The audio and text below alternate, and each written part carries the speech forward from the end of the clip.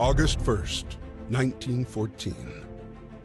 After the assassination of Prince Franz Ferdinand of the Austro-Hungarian Empire, the German Empire declares war on Russia. Because of established alliances, France is preparing for conflict.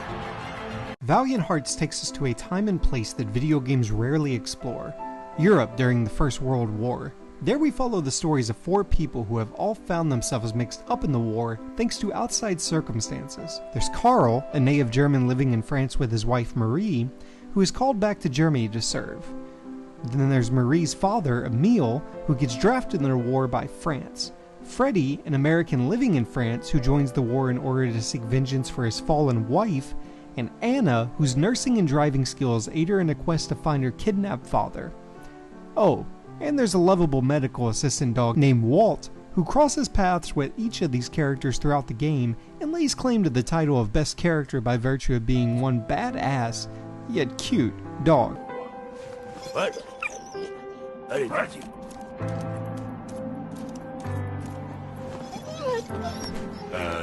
The one thing that's impossible to avoid when analyzing Valiant Hearts is just how beautiful it is.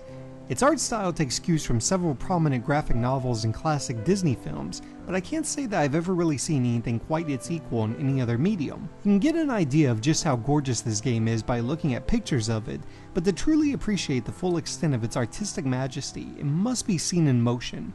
Only when you're watching the cel-shaded smoke from the bomb fallout slowly devour a battlefield still full of simply animated toy-like soldiers are staring in awe as a flare slowly lights up the French countryside you are making your escape through, does the full extent of Valiant Hearts' visual triumph come through.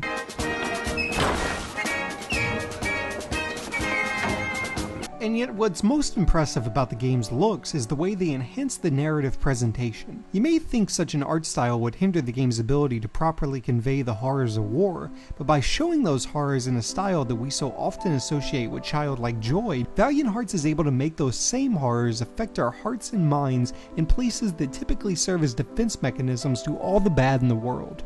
Anna devoted herself, body and soul, to healing the wounded and the sick. Every life saved was another small victory over the war. However, there is one small area where the comic book nature of the game doesn't always hit the mark, and it's the villain, Baron von Dorf. He's an almost humorously evil figure, and every scene with him feels like it belongs in a Looney Tunes short. For a game that otherwise does an admirable job of showing that war is the real evil, not the regular people caught up in it, the nature of his presence is an unfortunate decision.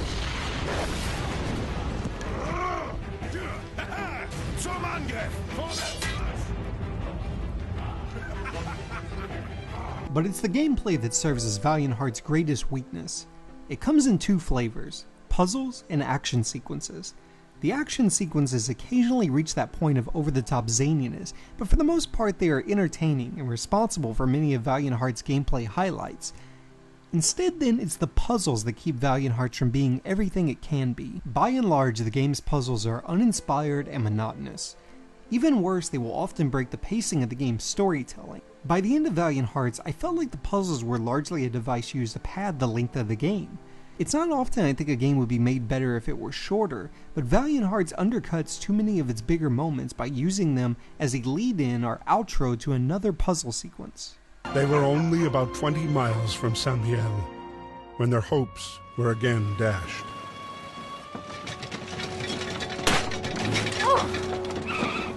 But even though I've got my usual checklist of complaints and praises, I still don't feel it's appropriate to assign Valiant Hearts a traditional review score.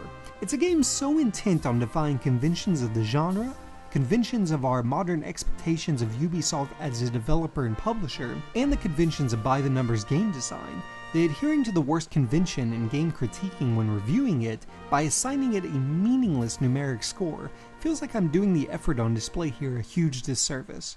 Instead, I will just say that I'm glad I had the chance to experience Valiant Hearts, even if I wasn't always having a great time along the way.